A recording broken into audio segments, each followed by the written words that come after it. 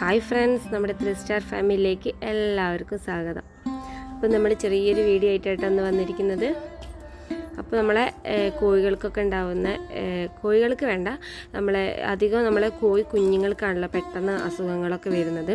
അപ്പോൾ അതുകൊണ്ട് തന്നെ ചില സമയത്ത് നമ്മളെ കോഴികളൊക്കെ എന്താ പറയുക, ഇപ്പോഴത്തെ ഒരു കാലാവസ്ഥക്കാണെങ്കിലും നമ്മളെ കോഴികളൊക്കെ ചില സമയത്ത് കഫക്കെട്ടാണെങ്കിലും അല്ലെങ്കിലൊക്കെ തൂങ്ങി പിടിച്ചിങ്ങനെ ചിറകൊക്കെ പൊന്തിച്ചിങ്ങനെ വെച്ചിങ്ങനെ തൂങ്ങി നിൽക്കുന്ന ഒരു ഇത് കാണുന്നുണ്ട് അല്ലേ.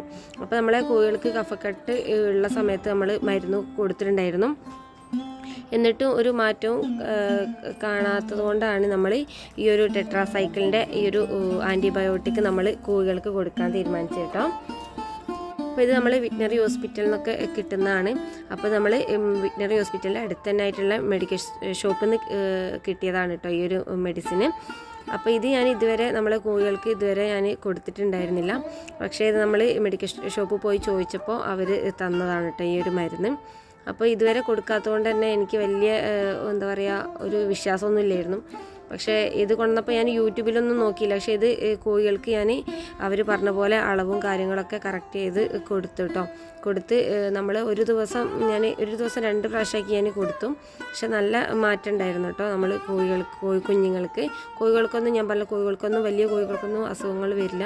നമ്മളെ കയ്യിലുണ്ടായിരുന്ന കോഴിക്കുഞ്ഞുങ്ങൾക്കാണ് ഈ തൂക്കൽ ഇങ്ങനെ പിടിച്ച് നിൽക്കുന്നത് കേട്ടോ.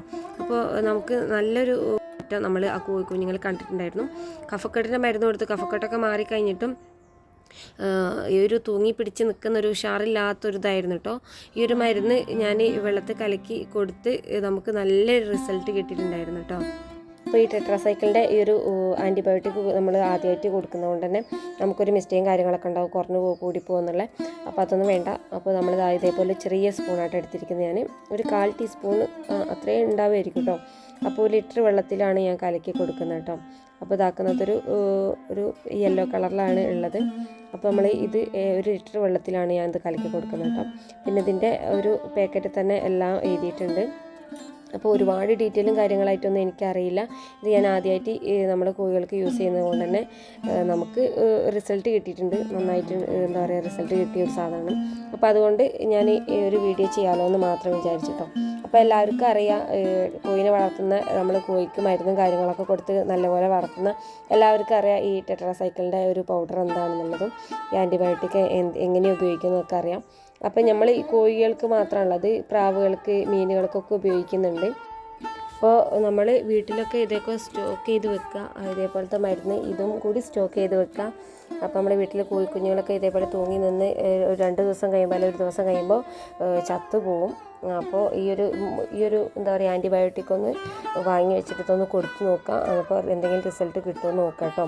അപ്പോൾ നമ്മളെ വീട്ടിൽ ഇപ്പോൾ അറിയാമല്ലോ, ആദ്യം മുതലേ നമ്മൾ വീഡിയോ ചെയ്യുന്നതിൽ നമ്മളെ കോഴിക്കുഞ്ഞിനെ കാണിക്കുന്നതാണ്.